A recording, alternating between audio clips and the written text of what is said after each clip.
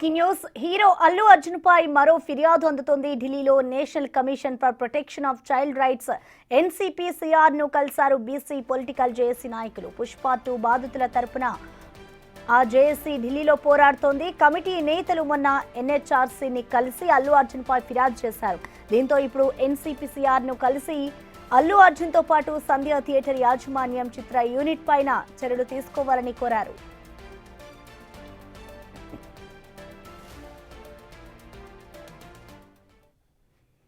Hero Allu Arjun మరియు theatre యాజమాన్యం నిర్లక్ష్యం దుష్ప్రవర్తనపై ఎంక్వైరీ చేసి చట్టపరమైన చర్యలు తీసుకోవాలని నేడు ఢిల్లీలోని జాతీయ బాలల హక్కుల సంరక్షణ కమిషన్ను కూడా కలిసి మేము విజ్ఞప్తి చేయడం జరిగింది.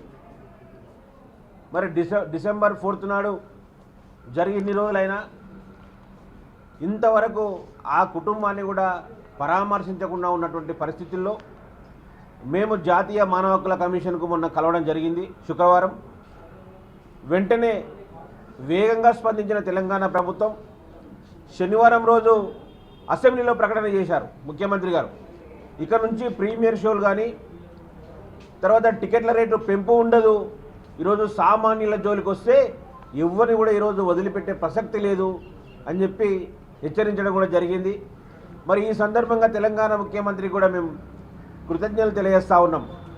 ఎందుకంటే అవతల సెలబ్రిటీ ఉన్నా కూడా సామాన్యుల విషయం పైన వేగంగా స్పందించి నిర్ణయం తీసుకున్నటువంటి చరిత్ర ఈరోజు ముఖ్యమంత్రి గారికి దక్కుతుంది.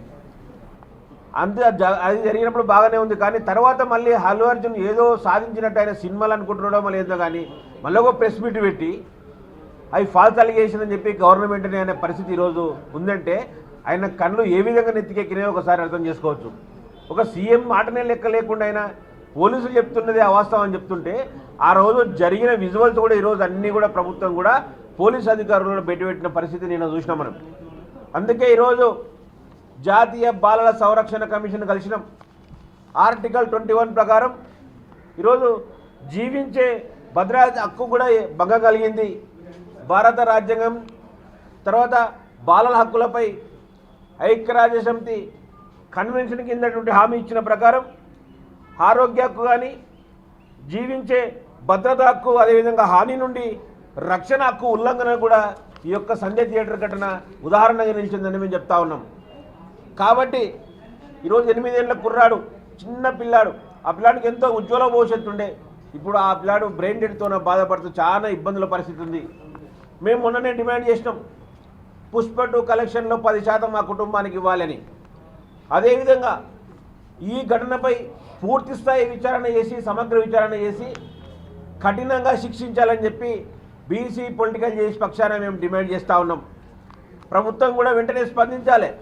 నిన్న ఏ విధంగా అయితే స్పందించి అసెంబ్లీలో ప్రకటించినరో ఈ అల్లు అర్జున్ విషయం పైన కూడా ఆ చిత్ర యూనిట్ పైన అల్లు అర్జున్ పైన తర్వాత థియేటర్ యాజమాన్యం పైన సమగ్ర విచారణ జరిపి కఠిన చర్యలు తీసుకోవాలని చెప్పి మరొక్కసారి మేము ప్రభుత్వానికి విజ్ఞప్తి చేస్తూ ఉన్నాం.